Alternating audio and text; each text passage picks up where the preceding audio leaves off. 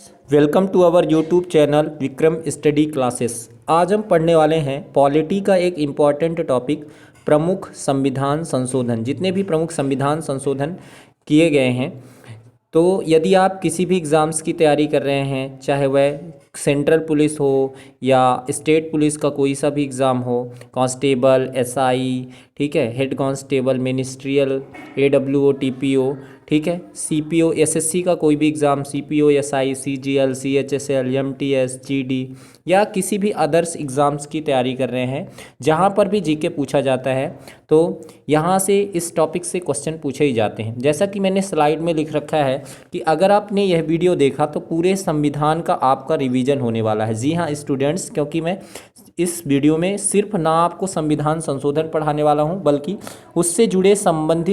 उससे संबंधित सारे फैक्ट्स, आर्टिकल वगैरह, कोई अनुसूची अगर बीच में आया तो, ठीक है, और सारे फैक्ट्स मैं बताने वाला हूँ। ठीक है, तो चलिए बिना किसी देरी के स्टार्ट करते हैं। आपको यह वीडियो पूरा लास्ट तक ज़रूर देखना है एग्ज़ाम देने से पहले। चलिए स्टार्ट करते हैं।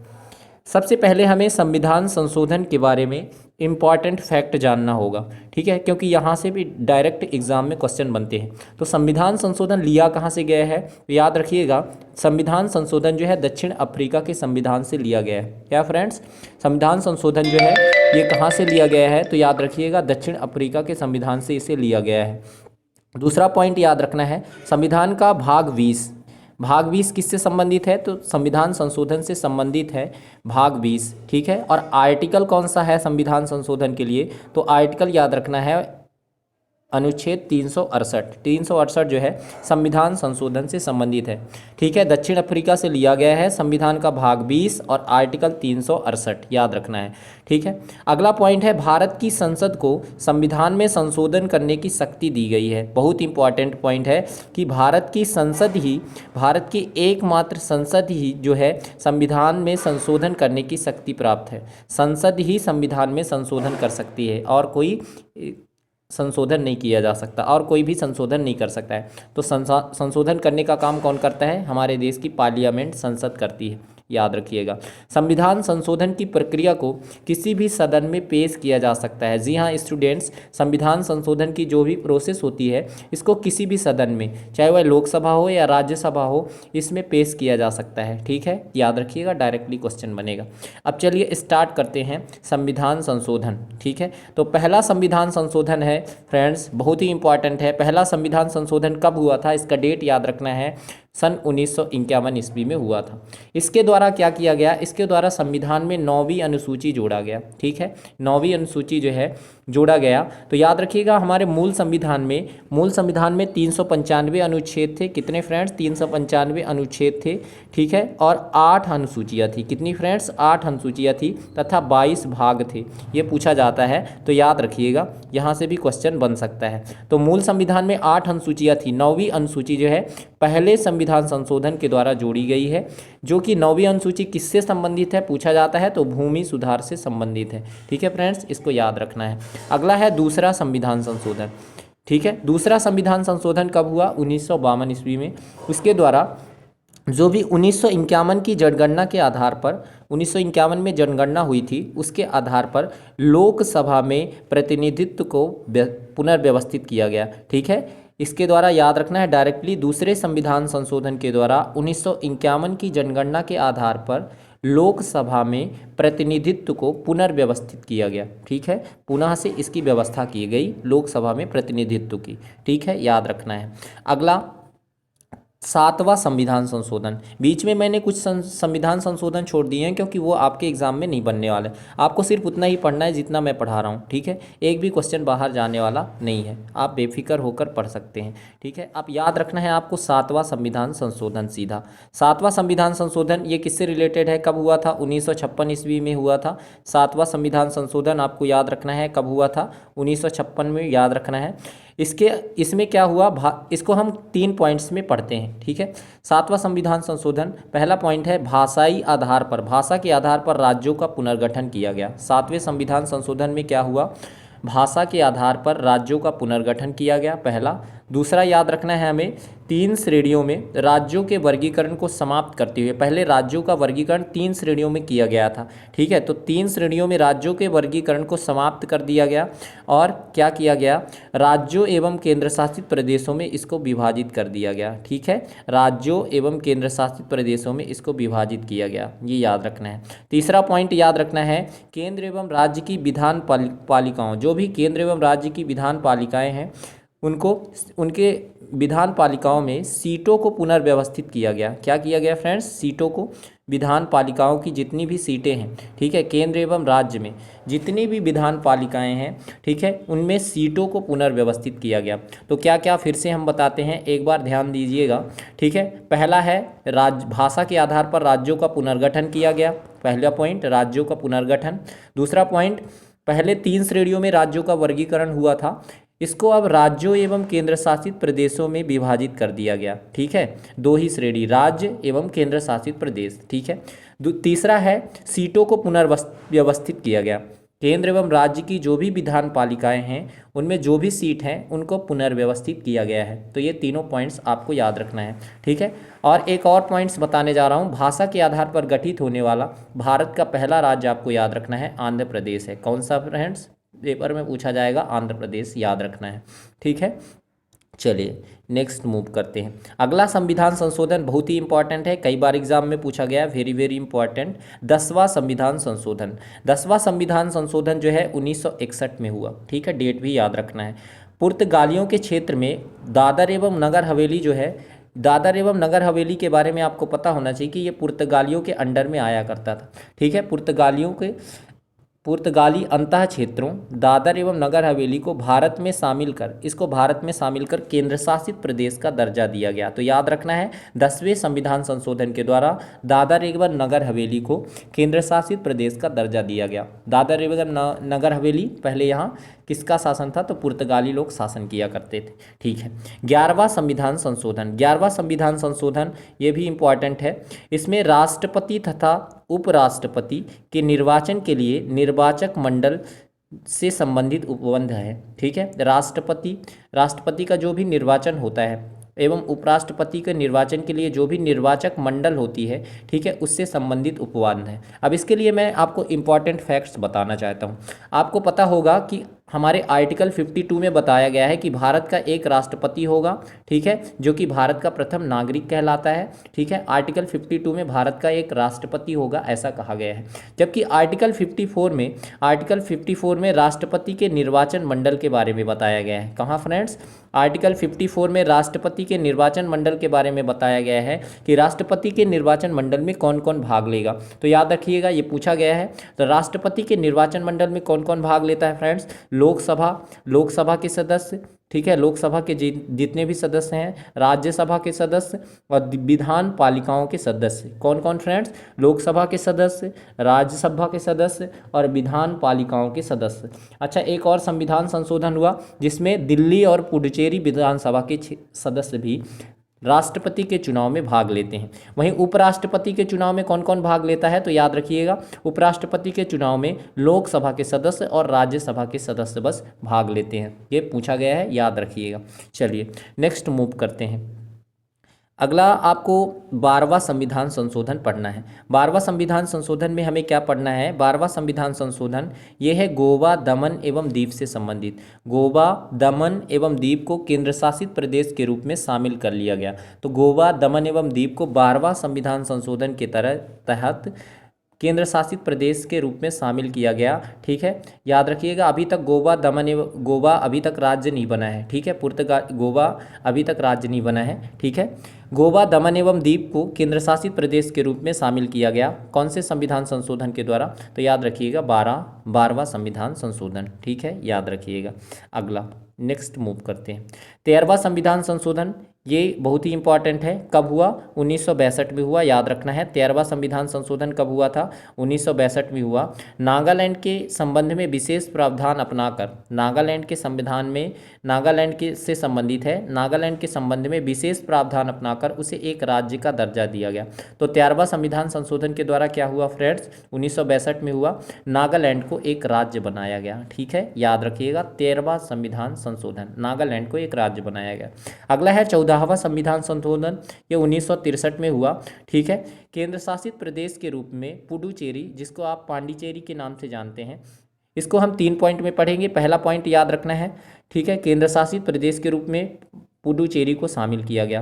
पुडुचेरी को, जो कि फ्रांसीसी आधिपत्य, फ्रांसीसी लोग यहाँ पे शासन किया करते थे। ठीक है, फ्रांसीसियों का अधिकार था। पुडुचेरी को केंद्र शासित प्रदेश के रूप में भारत में शामिल किया गया। ठीक है, 14वां संविधान संशोधन के द्वारा। दूसरा पॉइंट याद रखना है, जितने भी संघ राज्य क्षेत्र हैं, कौन कौन से? हिमाचल प्रदेश, मणिपुर, त्रिपुरा, गोवा, दमन एवं दीव तथा पुडुचेरी को, ठीक है, पुडुचेरी में विधान पालिकाओं, क्या फ्रेंड्स? विधान पालिकाओं एवं मंत्री परिषद की स्थापना की गई। ठीक है, पहला पॉइंट हमने क्या पढ़ा फ्रेंड्स? याद रखिएगा, फिर से बता रहा हूँ। पुडुचेरी को केंद्र शासित प्रदेश के रूप में शामिल किया गया, 14वां संविधान संशोधन। फिर संघ राज्य क्षेत्र, जितने भी संघ राज्य क्षेत्र हैं, हर हिमाचल प्रदेश हो गया, मणिपुर हो गया, त्रिपुरा है, गोवा, दमन एवं दीव तथा पुडुचेरी में विधान पालिका एवं मंत्री परिषद की स्थापना की गई। साफ शब्दों में बोले तो विधान पालिका एवं मंत्री परिषद की स्थापना का उद्देश्य क्या था? संघ राज्य क्षेत्रों में विधानमंडल तथा मंत्री परिषद बनाने का संसद को अधिकार दे दिया गया।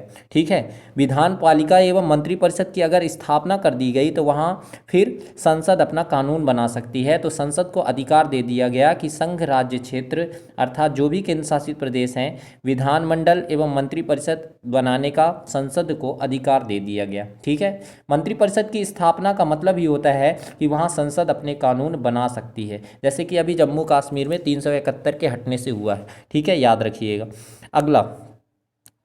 अगला याद रखना है।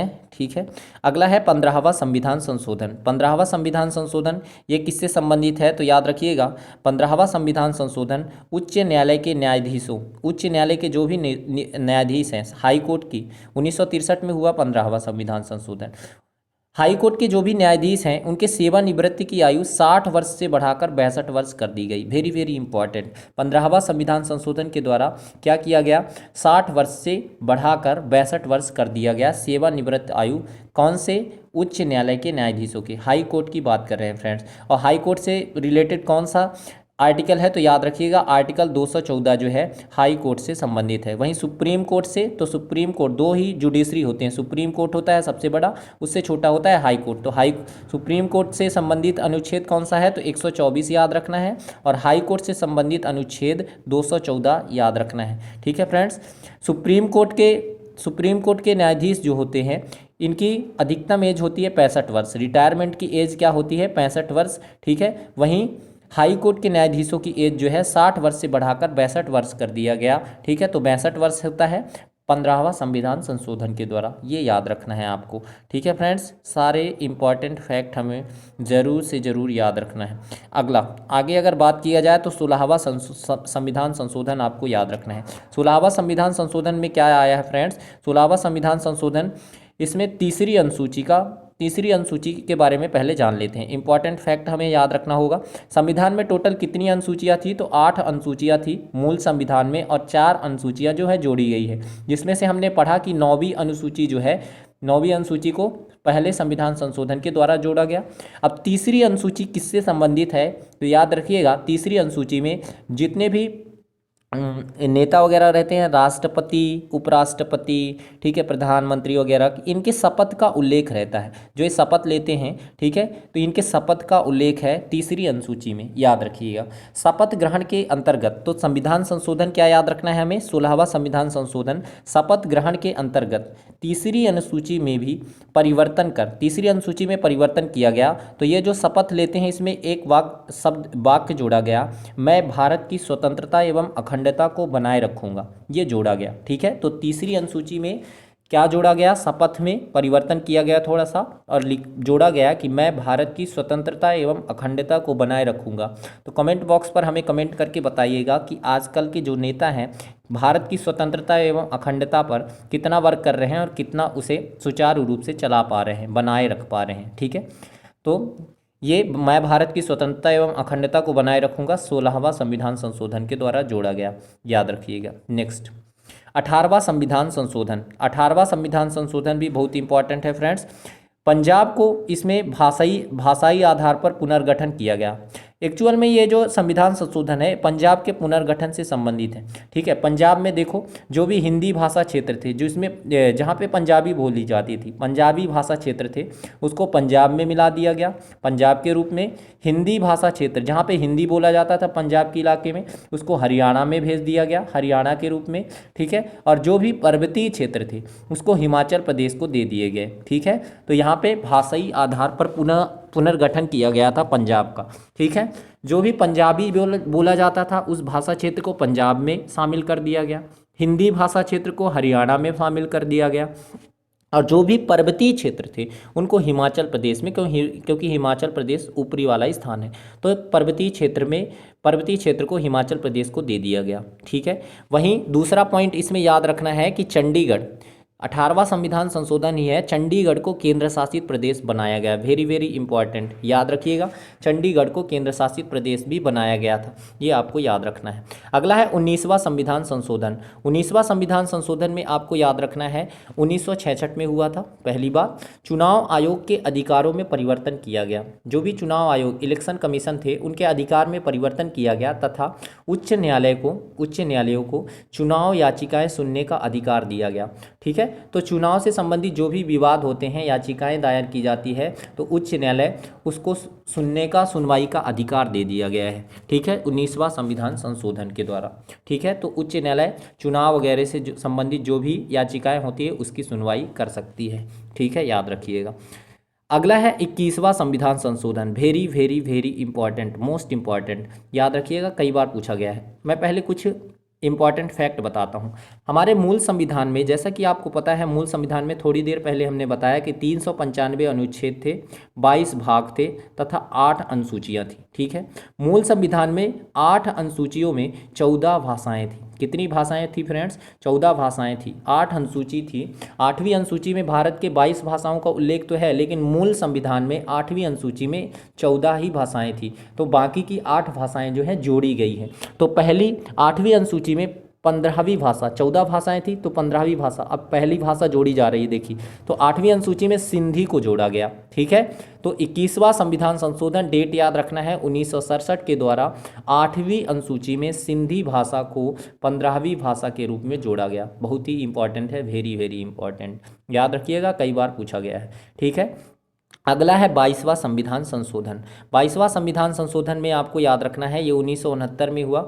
असम से अलग करके एक नया राज्य मेघालय बनाया गया। ठीक है, असम और मेघालय एक हुआ करते थे, तो 22वां संविधान संशोधन के द्वारा असम से अलग करके एक नया राज्य मेघालय का निर्माण किया गया, ये याद रखिएगा।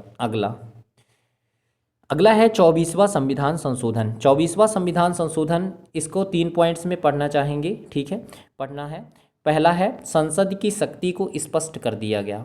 इसमें संसद की शक्ति को स्पष्ट कर दिया गया कि संविधान के किसी भी भाग में संशोधन कर सकती है। संसद अगर चाहे तो संविधान के किसी भी भाग में संशोधन कर सकती है, ये संसद को अधिकार दे दिया गया, शक्ति को स्पष्ट कर दिया गया इस संविधान संशोधन के द्वारा। अगला, संशोधन संबंधी विधेयक जब दोनों सदनों से पारित होकर राष्ट्रपति के समक्ष जाएगा तो इस पर राष्ट्रपति द्वारा सम्मति दिया जाना बाध्यकारी होगा। इसको सरल शब्दों में समझते हैं। मान लीजिए कोई भी एक्ट, कोई भी विधेयक, कानून कैसे बनता है ये आपको पता होना चाहिए। कोई भी एक्ट जो है लॉ कब बनता है, कोई भी विधेयक कानून कैसे बनता है, तो सबसे पहले उसे लोकसभा में पेश किया जाता है। लोकसभा में अगर वह 2/3 बहुमत से पारित हो गया तो आगे उसे राज्यसभा में पारित किया जाता है, राज्यसभा में भेजा जाता है। राज्यसभा के सदस्य भी 2/3 बहुमत से अगर पारित कर दिए, वहाँ से पारित हो गया तो वह प्रेसिडेंट के पास जाता है, और प्रेसिडेंट जब तक उसमें हस्ताक्षर नहीं करते तब तक वह कानून नहीं नहीं बनता, ठीक है।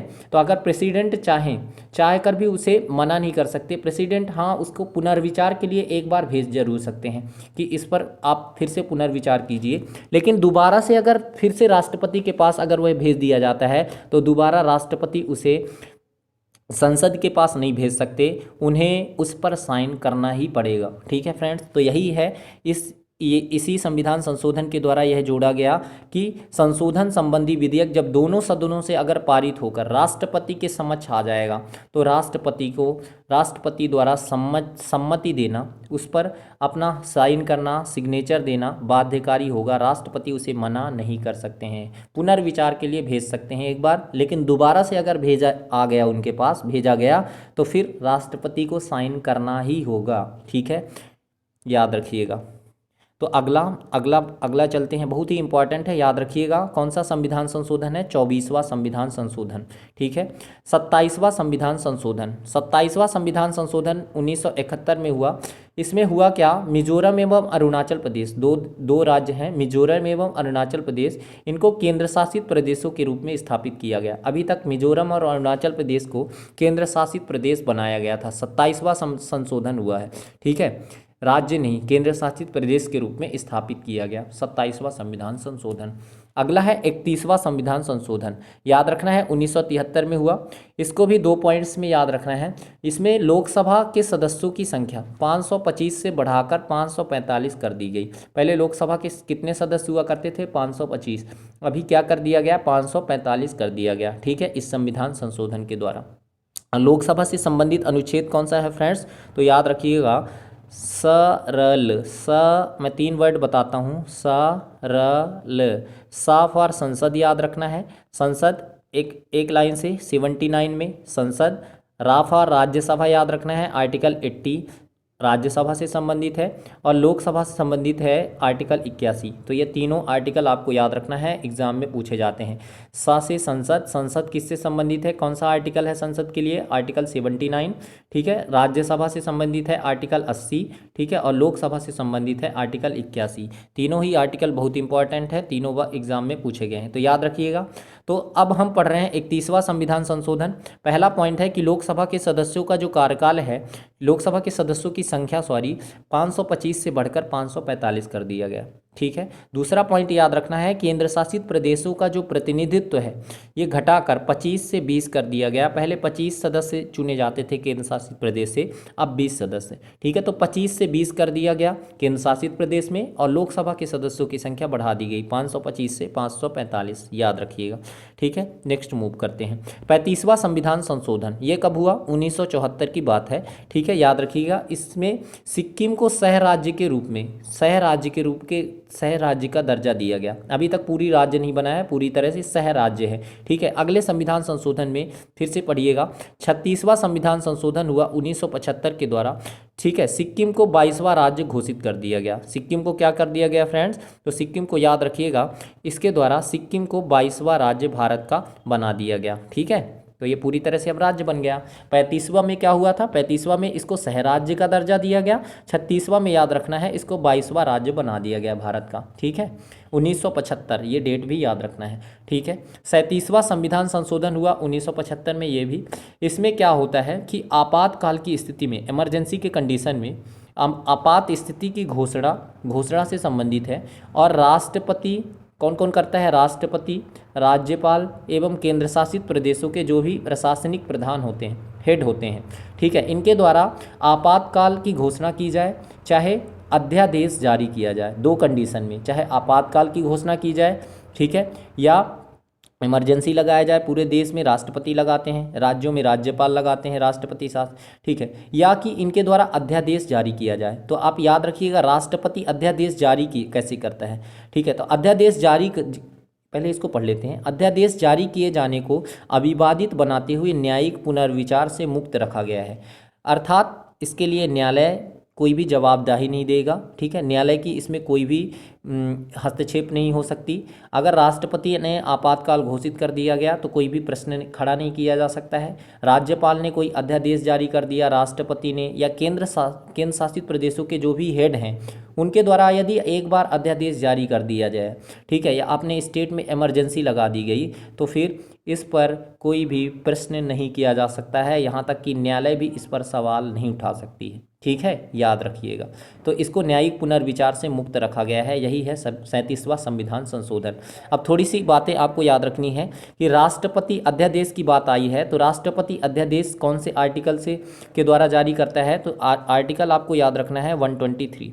क्या याद रखना है? आर्टिकल 123 के अंतर्गत राष्ट्रपति अध्यादेश जारी करता है, और आर्टिकल 2 आगे ला दीजिए तो 213 के द्वारा राज्यपाल अध्यादेश जारी करता है। तो राष्ट्रपति अपने प्रेसिडेंट साहब, ठीक है, 123 के अंतर्गत अध्यादेश जारी करते हैं, और जो गवर्नर है, ठीक है, राज्यपाल है, ये 213 के अंतर्गत क्या करते हैं? अध्यादेश जारी करते हैं। ठीक है, याद रखिएगा। अगला याद रखना है 37वां संविधान संशोधन हो गया। अब हमें पढ़ना है 39वां संविधान संशोधन। ये कब हुआ? ये भी 1975 को हुआ। ठीक है, 39वां संविधान संशोधन।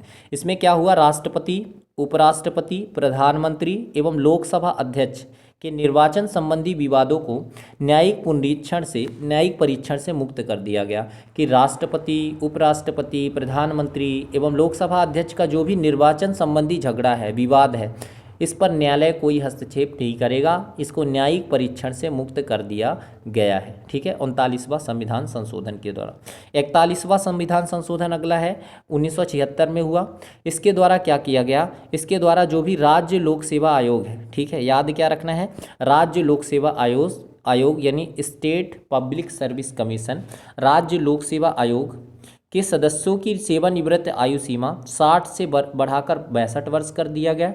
वहीं संघ लोक सेवा आयोग के सदस्यों की सेवानिवृत्ति की, संघ लोक सेवा आयोग मतलब ये है union public service commission, UPSC जो कराते हैं, और एक होता है स्टेट पीएससी। ठीक है, तो याद रखिएगा, यूनियन पब्लिक सर्विस कमीशन जो है, संघ लोक सेवा आयोग के सदस्यों की सेवानिवृत्त आयु 65 वर्ष ही रहने दिया गया। ठीक है, संघ लोक सेवा आयोग के सदस्य कब रिटायर होते हैं? 65 वर्ष की एज में। वहीं राज्य लोक सेवा आयोग के सदस्य रिटायर होते हैं 60 से बढ़ाकर 62 वर्ष कर दिया गया, तो 62 वर्ष में। ठीक है, याद रखना है। ये कब हुआ है? 41वां संविधान संशोधन के द्वारा हुआ है। ठीक है, याद रखना है, वेरी वेरी इंपॉर्टेंट। अगला है 42वां संविधान संशोधन। 42वां संविधान संशोधन हमारे एग्जाम के दृष्टिकोण से वेरी वेरी वेरी इंपॉर्टेंट है, क्योंकि यहाँ ये एग्जामिनर का फेवरेट क्वेश्चन बनता है। ठीक है, तो याद रखिएगा, इसको कैसे एकदम अच्छे से पढ़ना है। 42वां संविधान संशोधन जो है ये कब हुआ था? पहली बात डेट याद रखना है, 1976 में। ठीक है, याद रखिएगा। इसे भारत का लघु संविधान कहा जाता है। ठीक है, भारत का इसे लघु संविधान कहा जाता है, अर्थात इसको मिनी कॉन्स्टिट्यूशन कहा जाता है, क्योंकि यहाँ भारत का सारा संविधान वगैरह बहुत सारी बातें इसी पर जोड़ी गई हैं, इसीलिए इसको लघु संविधान कहा जाता है। अभी ध्यान दीजिएगा, प्रस्तावना में जो भारत का प्रियम्बल है, ठीक है, संविधान की प्रस्तावना में समाजवादी, पंथनिरपेक्ष, एकता और अखंडता, ये 3 शब्द जोड़े गए। याद रखिएगा, समाजवादी, पंथनिरपेक्ष या धर्मनिरपेक्ष, एकता और अखंडता शब्द किस संविधान संशोधन के द्वारा जोड़े गए? तो याद रखिएगा, इसका आंसर होगा 42वां संविधान संशोधन।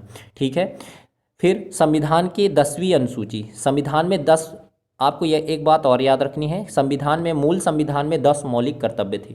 ठीक है, मूल संविधान में तो वैसे 0 मौलिक कर्तव्य थे, मूल संविधान में अगर पूछा जाए तो 0 मौलिक कर्तव्य थे। एक भी मौलिक कर्तव्य, जब संविधान का निर्माण हुआ उस समय एक भी मौलिक कर्तव्य नहीं थे। तो फिर मौलिक कर्तव्य जोड़े गए हैं, तो मौलिक कर्तव्य जो है 42वां संविधान संशोधन के द्वारा जोड़ा गया। ठीक है, मौलिक कर्तव्यों को 42वां संविधान संशोधन के द्वारा जोड़ा गया। ठीक है, 10 मौलिक कर्तव्य जो है 42वां संविधान संशोधन के द्वारा जोड़े गए। अब मौलिक कर्तव्य इनको कहाँ पे जोड़ा गया? तो आर्टिकल 51 का में इसको रखा गया है, और संविधान के भाग 4 का याद रखना है। ठीक है, क्योंकि भाग 4 के अंदर भी एक पॉइंट है का नाम से, वहीं पर ही मौलिक कर्तव्यों को रखा गया है। तो मौलिक कर्तव्य जो है 42वां संविधान संशोधन के द्वारा 10 मौलिक कर्तव्यों को जोड़ दिया गया। आर्टिकल 51 का ये जोड़ा का से संबंधित है। ठीक है, और संविधान का भाग 4 का, इसके अंतर्गत इसको जोड़ा गया है। याद रखिएगा, दोनों पॉइंट याद रखना है। ठीक है, आर्टिकल अगर पूछा जाए मौलिक कर्तव्य से संबंधित तो आर्टिकल 51 का, और संविधान का भाग कौन सा? तो भाग 4 का, ये याद रखना है। अगला पॉइंट याद रखना है नीति निर्देशक सिद्धांतों। नीति निर्देशक सिद्धांत अर्थात इसको शॉर्ट में बोलते हैं डीपीएसपी। फुल फॉर्म है directive principle of state policy. नीति निर्देशक सिद्धांतों को मूल अधिकारों पर सर्वोच्चता सुनिश्चित की गई, कि मूल अधिकार से भी सर्वोच्च हैं, ठीक है, मूल अधिकारों पर सर्वोच्चता सुनिश्चित की गई। ये 42वां संविधान संशोधन के द्वारा हुआ। अगला पॉइंट इंपॉर्टेंट है, किसी केंद्रीय कानून की वैधता पर सर्वोच्च न्यायालय तथा राज्य के कानून की वैधता पर उच्च न्यायालय ही परीक्षण करेगा। तो इसमें उच्च न्यायालय और सर्वोच्च न्यायालय मतलब सुप्रीम कोर्ट और हाई कोर्ट को कुछ पावर दिया गया है इसके अंतर्गत, ठीक है, कि केंद्रीय कानून है तो उस पर सर्वोच्च न्यायालय, और अगर कोई राज्य का कानून है, राज्य के कानून की वैधता पर उच्च न्यायालय ही इस पर परीक्षण करेगा और कोई हस्तक्षेप नहीं कर सकता है, ठीक है। अगला है समवर्ती सूची में किस किस चीज़ को जोड़ दिया गया, याद रखिएगा। शिक्षा, वन संपदा जितना भी है, वन पहले राज्य सूची में आता था, इसको राज्य सूची से समवर्ती सूची में जोड़ा गया है। तो वन संपदा हो गया, शिक्षा हो गया, जनसंख्या नियंत्रण हो गया आदि, इन तीनों को याद रखना है, कई बार पूछा गया है, वेरी वेरी इंपॉर्टेंट। तो वन संपदा, शिक्षा और जनसंख्या नियंत्रण, इसको समवर्ती सूची में जोड़ दिया गया। पहले ये राज्य सूची में आते थे, अभी किस में आते हैं, समवर्ती सूची में। तो याद रखिएगा, वन, शिक्षा, जनसंख्या नियंत्रण, ये समवर्ती सूची में जोड़ा गया है, ठीक है, 42वां संविधान संशोधन के द्वारा। 2 पॉइंट और इंपॉर्टेंट है, देखिए ना, बताया ना कि इसको मिनी संविधान इसीलिए कहा जाता है। अगला है, निर्धारित किया गया कि राष्ट्रपति, मंत्रिपरिषद और उसके प्रमुख, राष्ट्रपति, मंत्रिपरिषद एवं उसके जितने भी प्रमुख हैं, ठीक है, मंत्रिपरिषद के प्रमुख, ये प्रधानमंत्री की सलाह पर ही कार्य करेंगे। तो देखिए, इसीलिए तो बोलते हैं कि राष्ट्रपति के पास पावर तो बहुत ज़्यादा होती है, मंत्रिपरिषद के पास भी, ठीक है, लेकिन इन सब का हेड कौन होता है, प्रधानमंत्री होता है। तो वास्तविक कार्यपालिका शक्ति जो है प्रधानमंत्री के पास होती है। 42वां संविधान संशोधन के द्वारा देखिए यही स्पष्ट कर दिया गया है, ठीक है। तो राष्ट्रपति नाम मात्र की कार्यपालिका है, वास्तविक कार्यपालिका शक्ति जो है राष्ट्रपति के प्रधानमंत्री के पास होती है। प्रधानमंत्री की सलाह के अनुसार ही ये लोग कार्य करते हैं, ठीक है। तो राष्ट्रपति, मंत्रिपरिषद एवं उसके प्रमुख प्रधानमंत्री की सलाह के अनुसार कार्य करेंगे। ये आर्टिकल 42वां संविधान संशोधन 1976 से संबंधित है। संसद, अगला है जो संसद को कुछ पावर दिया गया है। राष्ट्र विरोधी गतिविधियों से निपटने के लिए कानून बनाने संबंधी अधिकार दिए गए हैं, ठीक है। राष्ट्र विरोधी जो भी गतिविधियां हैं, ठीक है, राष्ट्र का जो विरोध कर रही हैं, उनसे निपटने के लिए संसद जो है कानून बनाने संबंधी अधिकार है, संसद जो है कानून बना सकती है, ठीक है। संसद की सर्वोच्चता स्थापित की गई, ठीक है, कि संसद ही देश में सर्वोच्च है, संसद जो चाहे जिस पर चाहे कानून बना सकती है, ठीक है, ये संसद का अधिकार है, ठीक है, याद रखिएगा। अगला नेक्स्ट पॉइंट, अगला है 44वां संविधान संशोधन। ये भी बहुत इंपॉर्टेंट है, कई बार पूछा गया है। जो आपको याद रखना है एक मेन पॉइंट, कि मूल संविधान में हमें 7 मौलिक अधिकार थे, मूल संविधान में 7 मौलिक अधिकार थे जब संविधान बनकर तैयार हुआ, ठीक है, 7 ह्यूमन राइट्स थे। तो फिर अभी वर्तमान में कितने हैं, तो वर्तमान में 6 मौलिक अधिकार हैं, आप जानते होंगे 6 मौलिक अधिकार हैं। तो एक मौलिक अधिकार कहाँ गया, एक मौलिक अधिकार का नाम है संपत्ति का अधिकार, ठीक है, जो भी संपत्ति, राइट टू प्रॉपर्टी, ठीक है, संपत्ति के अधिकार को मौलिक अधिकार से क्या किया गया है, विधिक अधिकार बना दिया गया, ठीक है, और इसको आर्टिकल 300A में रख दिया गया। तो याद रखना है 44वां संविधान संशोधन के द्वारा कब हुआ, 1978 में हुआ। इसके द्वारा संपत्ति के अधिकार को मौलिक अधिकार से विधिक अधिकार अर्थात कानूनी अधिकार बना दिया गया। कौन सा अधिकार बना दिया गया, तो याद रखिएगा इसको विधिक अधिकार बना दिया गया। और आर्टिकल, किस आर्टिकल में इसको रख दिया गया, अनुच्छेद 300A में रखा गया है, ठीक है। उच्चतम न्यायालय, अगर मौलिक अधिकार की बात करें तो मौलिक अधिकार संविधान के भाग 3 में आते हैं।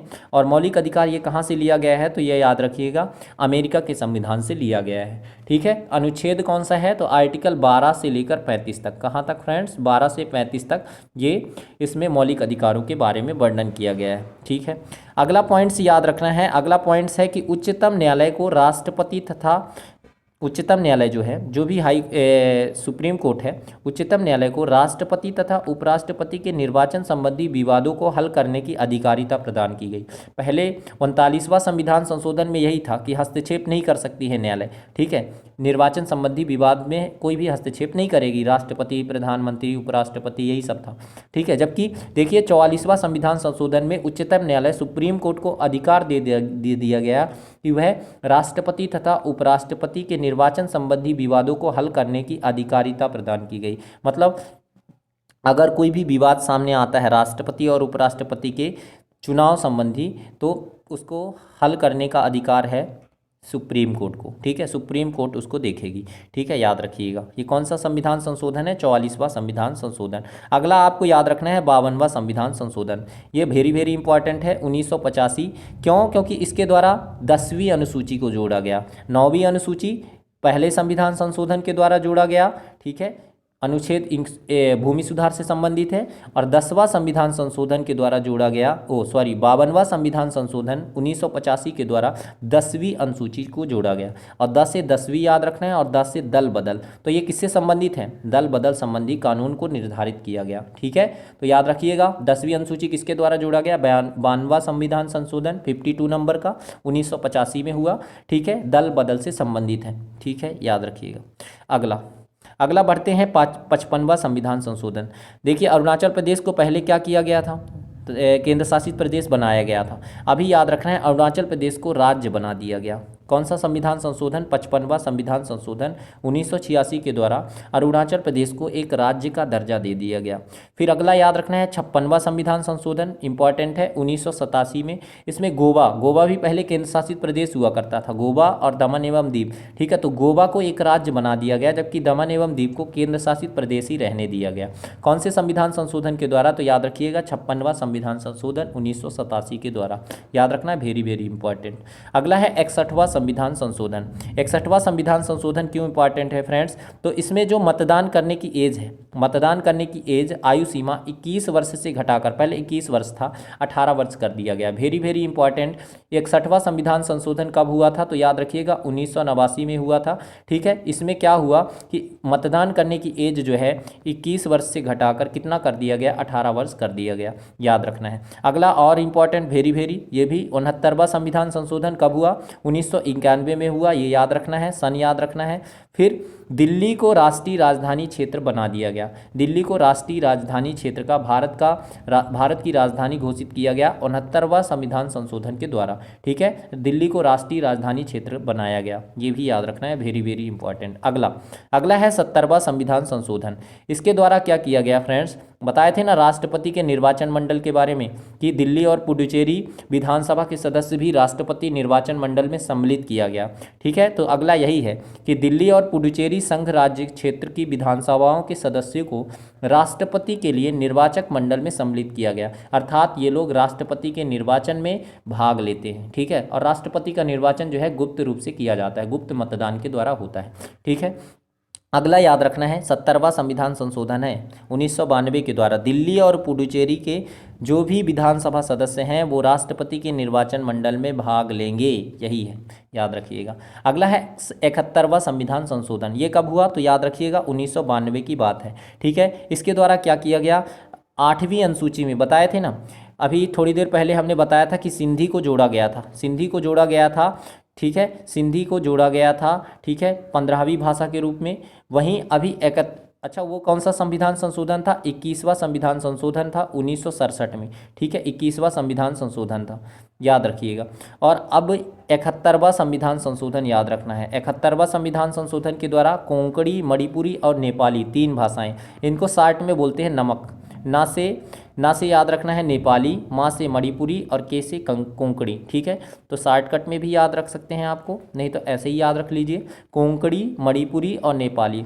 इसको भारत की 8वीं अनुसूची में जोड़ा गया। ठीक है, 71वां संविधान संशोधन याद रखना है, वेरी वेरी इंपॉर्टेंट, 1992 के द्वारा।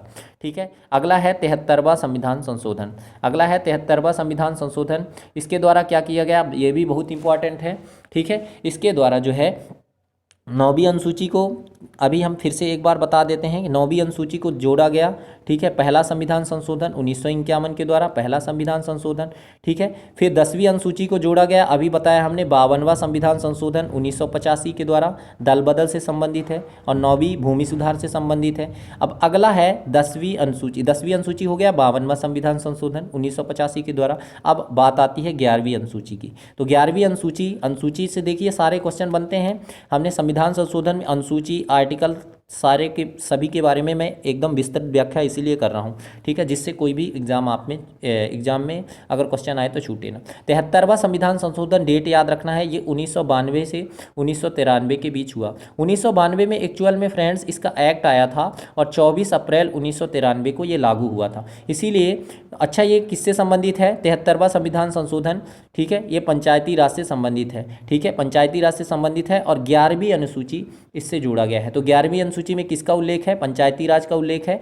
किस संविधान संशोधन के द्वारा जोड़ा गया, 73वां संविधान संशोधन। कब हुआ, 1992-93 में। 1992 में एक्ट आया और 24 अप्रैल 1993 को ये लागू हो गया, ठीक है। तो 24 अप्रैल को इसीलिए पंचायती राज दिवस भी मनाया जाता है, ये याद रखिएगा। कुछ इंपॉर्टेंट फैक्ट और याद रखना है। पंचायती राज की बात आई है तो बलवंत राय मेहता समिति, ये याद रखना है। त्रिस्तरीय पंचायत के लिए यही जिम्मेदार है। तो पंचायती राज से संबंधित समिति याद रखना है। बलवंत राय मेहता समिति किससे संबंधित है, तो पंचायती राज से संबंधित है। संविधान का कौन सा भाग, संविधान के भाग 9 में इसके बारे में बताया गया है, ठीक है, भाग 9 में पंचायती राज से संबंधित है। और आर्टिकल याद रखना है, आर्टिकल 243 का से लेकर 243 ड़ा तक, ठीक है, ये याद रखना है। सारे इंपॉर्टेंट पॉइंट्स एग्जाम में पूछे गए हैं, एक बार फिर से मैं बता देता हूँ इसको, ठीक है। 73वां संविधान संशोधन किससे संबंधित है, इसके द्वारा 11वीं अनुसूची को जोड़ा गया। 11वीं अनुसूची में पंचायती राज के बारे में है। और पंचायती राज दिवस कब मनाया जाता है, जैसा कि हमने बताया 24 अप्रैल को, क्योंकि इसके लिए 1992 में एक्ट आया, कानून आया और 24 अप्रैल 1993 से लागू हो गया, ठीक है, राजस्थान के नौगौर से, ठीक है।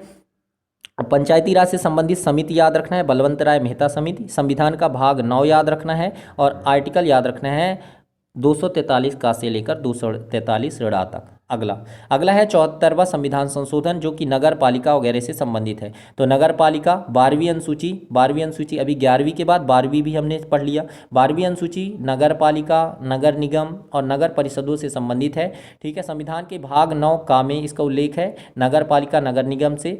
और अनुच्छेद 243 या से लेकर 243 दा तक, 243 या से लेकर 243 दा तक इसका उल्लेख है, ठीक है, याद रखिएगा। अब अगला है 92वां संविधान संशोधन। 92वां संविधान संशोधन के द्वारा क्या किया गया, जो भी भाषाएं बची थी 92वां संविधान संशोधन के द्वारा, अब देखिए फिर से भाषाएं जोड़ी गई, ठीक है।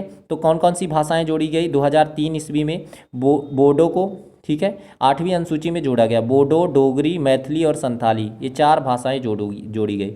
बोडो, डोगरी, मैथिली और संथाली। अभी इसके पहले हमने पढ़ा था 71वां संविधान संशोधन, उसमें मैंने आपको नमक बताया, अर्थात नमक का ना का मतलब है मणिपुरी, कोंकणी और नेपाली। ना का मतलब है नेपाली, मणिपुरी और फिर कोंकणी, याद रखना है। तो 71वां संविधान संशोधन था। अभी हुआ 92वां संविधान संशोधन 2003 में, ठीक है। तो मैथिली, संथाली, बोडो और डोगरी, ये 4 भाषाएं, बोडो, डोगरी, मैथिली, संथाली, इनको जोड़ा गया, याद रखिएगा, ठीक है, 2003 में। अगला है 82वां संविधान संशोधन, ठीक है। 92वां संविधान संशोधन के बाद ये मैंने थोड़ा सा क्या किया फ्रेंड्स, थोड़ा सा आगे पीछे हो गया है। ये 74वां के बाद मैंने 92वां संविधान संशोधन बता दिया, तो कोई दिक्कत नहीं है, ठीक है। अब इसके बाद 82वां जो छूट गया था थोड़ा सा, 82वां संविधान संशोधन 2002 में, सन 2000 की बात है। 82वां संविधान संशोधन 2000 के द्वारा क्या किया गया, इसको कई सारे पॉइंट्स में पढ़ते हैं। एक्चुअल में अनुसूचित जाति और जो भी जनजाति हैं, ठीक है, ST SC जो भी हैं, ST SC के अभ्यर्थियों के लिए न्यूनतम प्राप्तांकों में छूट प्रदान करने की अनुमति प्रदान की गई, यही है मेन, ठीक है। तो याद रखिएगा, राज्य सरकार की जो भी नौकरियां निकलती हैं, राज्यों को सरकारी नौकरियों में आरक्षित रिक्त स्थानों की भर्ती हेतु जितने भी रिजर्व सीटें निकलती है, खाली स्थान, तो उसको भरने हेतु प्रोन्नति के मामलों में अनुसूचित जातियों अर्थात ST and SC के अभ्यर्थियों के लिए न्यूनतम प्राप्तांकों में, अगर वो कम नंबर भी पाते हैं ना, तो उनको छूट प्रदान करने की अनुमति प्रदान की गई है। कौन सा संविधान संशोधन, कि कम छूट में उनका सिलेक्शन होना चाहिए, ठीक है। तो 82वां संविधान संशोधन के द्वारा, ठीक है, जो भी रिजर्व सीटें निकलती है ना उसमें, ठीक है, याद रखिएगा। अगला है 84वां संविधान संशोधन। ये कहाँ से संबंधित है, तो याद रखिएगा लोकसभा तथा, ये भी बहुत इंपॉर्टेंट है, लोकसभा तथा विधानसभा। देखिए केंद्र में कौन सी सभा होती है, लोकसभा, और राज्यों में होती है विधानसभा, ठीक है। लोकसभा तथा विधानसभा की सीटों में वर्ष 2026 तक कोई परिवर्तन ना करने का प्रावधान है, कि वर्ष 2026 तक इनकी सीटों में कोई परिवर्तन नहीं किया जाएगा, ये प्रावधान रखा गया है। ठीक है, याद रखिएगा, ये 84वां संविधान संशोधन है, 2001 में हुआ था। ठीक है, अगला है 86वां संविधान संशोधन। वेरी वेरी वेरी इंपॉर्टेंट, यहाँ से एग्जामिनर क्वेश्चन पूछता है, तो याद रखना है 86वां संविधान संशोधन। इसमें क्या किया गया है, 6 से 14 वर्ष की आयु के बच्चों को, जो भी 6 से 14 वर्ष की आयु तक के बच्चे हैं, उनको अनिवार्य एवं निःशुल्क शिक्षा का मौलिक अधिकार के रूप में मान्यता दिया गया है। ठीक है, कि 6 से 14 वर्ष की आयु के बच्चों को निःशुल्क शिक्षा उपलब्ध कराया जाना उनका एक मौलिक अधिकार है। ठीक है, और इसको आर्टिकल 21 का में रखा गया है। ठीक है, तो 86वां संविधान संशोधन के द्वारा क्या जोड़ा गया कि 6 से 14 वर्ष की आयु के बच्चों को अनिवार्य एवं निःशुल्क शिक्षा उपलब्ध कराया जाना चाहिए। आर्टिकल 21 का में यही बताया गया है। ठीक है, तो ये 11वां मौलिक कर्तव्य भी है। हमने बताया कि 42वां संविधान संशोधन के द्वारा क्या किया गया था, 10 मौलिक कर्तव्य जोड़े गए थे, मूल संविधान में 0 थे, तो 11वां एक अभी वर्तमान में 11 मौलिक कर्तव्य हैं, तो 11वां मौलिक कर्तव्य, ठीक है, इसको 86वां संविधान संशोधन के द्वारा जोड़ा गया था। आगे पढ़ेंगे हम। ठीक है, अच्छा, ये यही तो है 86वां संविधान संशोधन 2002 के द्वारा। इसमें क्या किया गया, 6 से 14 वर्ष के बच्चों को निःशुल्क शिक्षा उपलब्ध कराना, यही जोड़ा गया। ठीक है, कि 6 से 14 वर्ष के बच्चों को निःशुल्क शिक्षा उपलब्ध कराया जाए, ये हमारा 11वां मौलिक कर्तव्य भी है। ठीक है, और इसको 86वां संविधान संशोधन के द्वारा जोड़ा गया, पहले ये नहीं था। ठीक है, याद रखिएगा, वेरी वेरी इंपॉर्टेंट क्वेश्चन है। ठीक है, एग्जाम में बनेगा यहाँ से प्रश्न। ठीक है, तो आपको याद रखना है। अगला है 93 नंबर का संविधान संशोधन। 93 नंबर में हमें क्या पढ़ना है फ्रेंड्स, 93वां संविधान संशोधन। ये कब हुआ था, 2006 में हुआ। ठीक है, इसमें शिक्षा संस्थानों में अनुसूचित जाति और जनजाति ST SC और अन्य पिछड़ा वर्ग अर्थात OBC अदर बैकवर्ड क्लासेस के नागरिकों के दाखिले के लिए सीटों का आरक्षण की व्यवस्था की गई। मतलब सिंपल सी बात आपको याद रखना है, ST SC तथा OBC के लिए आरक्षण की व्यवस्था की गई है। ठीक है, ये कब कौन सा संविधान संशोधन हुआ, तो 93वां संविधान संशोधन 2006 के द्वारा ऐसा किया गया। ठीक है, अगला है 99वां संविधान संशोधन। ये कब हुआ, ये सन 2014 में हुआ। इसके द्वारा राष्ट्रीय न्यायिक नियुक्ति आयोग की स्थापना की गई। 99 के द्वारा, ये 2014 में हुआ। ठीक है, राष्ट्रीय न्यायिक नियुक्ति आयोग की स्थापना की गई, याद रखिएगा। अगला है वेरी वेरी इंपॉर्टेंट आने वाला है। ठीक है, 100वां संविधान संशोधन। ये सारे के सारे लेटेस्ट संविधान संशोधन है, यहाँ से एग्जाम में प्रश्न पूछे ही जाते हैं, याद रखिएगा। तो 100वां संविधान संशोधन ये भारत एवं बांग्लादेश की भूमि हस्तांतरण से संबंधित है। ठीक है, भारत एवं बांग्लादेश की भूमि हस्तांतरण से संबंधित है। 100वां 2015 में हुआ। अगला है 101वां संविधान संशोधन। ये कब हुआ, तो याद रखिएगा सन 2017 में वस्तु एवं सेवा कर को लागू किया गया। जो GST लाया गया था 1 जुलाई सन 2017 को। ठीक है, तो वस्तु एवं सेवा कर अर्थात GST को इसी के अंतर्गत जोड़ा गया है। तो GST किससे संबंधित है, 101वां संविधान संशोधन के द्वारा। ठीक है, GST लाया गया, ये याद रखिएगा। ठीक है, अगला याद रखना है आपको 102वां संविधान संशोधन, वेरी वेरी इंपॉर्टेंट। राष्ट्रीय पिछड़ा वर्ग आयोग को संवैधानिक दर्जा प्रदान किया गया इसके द्वारा। ठीक है, 102वां संविधान संशोधन के द्वारा राष्ट्रीय पिछड़ा वर्ग आयोग जो है इसको संवैधानिक दर्जा प्रदान किया गया। अगला है 103वां संविधान संशोधन। ये कब हुआ, 2019 में, अभी हाल फिलहाल में हुआ है। इसमें शैक्षणिक संस्थानों में एवं नौकरियों में, शैक्षणिक संस्थान या नौकरी जो भी निकलती है वैकेंसी, इसमें आर्थिक रूप से दुर्बल सामान्य वर्ग जो कि रिजर्व कैटेगरी में तो आते हैं, अनरिजर्व कैटेगरी में तो आते हैं, सामान्य वर्ग में आते हैं, अनरिजर्व कैटेगरी में। ठीक है, लेकिन जो कि आर्थिक रूप से कमज़ोर हैं, ठीक है, धन से थोड़ा सा कमज़ोर हैं, अर्थात साफ शब्दों में बोलें तो EWS इकोनॉमिक वीकर सेक्शन। ठीक है, EWS के अंतर्गत जो भी व्यक्ति आते हैं उनके लिए 10% आरक्षण की व्यवस्था की गई है। तो 103वां संविधान संशोधन आपको डायरेक्टली याद रखना है कि जो भी EWS में आते हैं, ठीक है, जो भी वर्ग जो है दुर्बल सामान्य वर्ग EWS के अंतर्गत आते हैं उनके लिए 10% आरक्षण की व्यवस्था है। 103वां संविधान संशोधन। अगला है और लास्ट है, बहुत ही इंपॉर्टेंट है लेकिन, ठीक है, 104वां संविधान संशोधन। इसमें क्या याद रखना है, सन 2021 में आया ये। ठीक है, इसमें अनुच्छेद 334 में संशोधन किया गया। अनुच्छेद 334 में क्या था कि लोकसभा, राज्यसभा और विधानसभा, लोकसभा, राज्यसभा, विधानसभा, में ST/SC के लिए आरक्षण की अवधि को 10 वर्ष के लिए बढ़ा दिया गया है। ST/SC का जो भी आरक्षण है उसको 10 वर्ष के लिए बढ़ा दिया गया है। एक और बहुत इंपॉर्टेंट है जो कि एग्जाम में पूछा जाता है, याद रखना है, नागरिकता संशोधन विधेयक आया था। नागरिकता संशोधन विधेयक आया था सन 2019 में। इसके द्वारा क्या किया गया कि 25 जनवरी 2020 से यह घोषणा की गई कि लोकसभा और विधानसभा में एंग्लो इंडियन समुदाय के सदस्यों को नामित करने के प्रावधान को खत्म कर दिया गया। जो भी एंग्लो इंडियन होते हैं, ठीक है, जो कि विदेश से, जिनके माता या पिता विदेश से होते हैं, ठीक है, जो कि विदेशी होते हैं थोड़ा सा, लेकिन एक्चुअल भारतीय मूल के नागरिक होते हैं, जिनके रिलेटिव जो है भारत के वो रह चुके हैं, ठीक है, तो एशियंस कंट्री में आते हैं, जो एंग्लो इंडियन बोलते हैं उनको। एंग्लो इंडियन जो भी है मूल रूप से भारतीय नहीं है, तो वो याद रखना है। एंग्लो इंडियन के लिए क्या किया गया है, एंग्लो इंडियन समुदाय के सदस्यों को नामित करने के प्रावधान को खत्म कर दिया गया है। अब सिंपल सी बात याद रखना है कि राष्ट्रपति जो है लोकसभा में क्या करते थे, 2 एंग्लो इंडियन नियुक्त करते थे, ठीक है। वहीं विधानसभा में भी एंग्लो इंडियन, विधानसभा में राज्यपाल 1 एंग्लो इंडियन को नियुक्त किया करता था, ठीक है। तो लोकसभा एवं विधानसभा से एंग्लो इंडियन का पूरी तरह से नाम निशान मिटा दिया गया है। एंग्लो इंडियन का पद जो है खत्म कर दिया गया है। ये कब किया गया, नागरिकता संशोधन विधेयक आया 2019 के तहत, ठीक है फ्रेंड्स। तो यह वीडियो आपको कैसा लगा, इसको बनाने में बहुत ही मेहनत आई है, तो इसको आशा है कि आपको पूरा संविधान का लगभग 80% चीज़ें यहाँ से आपकी रिवाइज हो गई होंगी, ठीक है। तो आपको आज का हमारा वीडियो कैसा लगा, यदि आपको मेरी मेहनत पसंद आई तो इस वीडियो को लाइक करें, चैनल को इसी तरह के इंपॉर्टेंट वीडियो को पाने के लिए सब्सक्राइब कर लीजिए, ठीक है। और इसके बाद यदि आपने पूरा देखा है तो निश्चित ही आपका एक भी एग्ज़ाम में क्वेश्चन नहीं छूटने वाला है, ये मेरी गारंटी है। तो मिलते हैं ऐसे ही इन्फॉर्मेटिव वीडियो के साथ नेक्स्ट वीडियो में। तब तक के लिए जय हिंद, वंदे मातरम, धन्यवाद।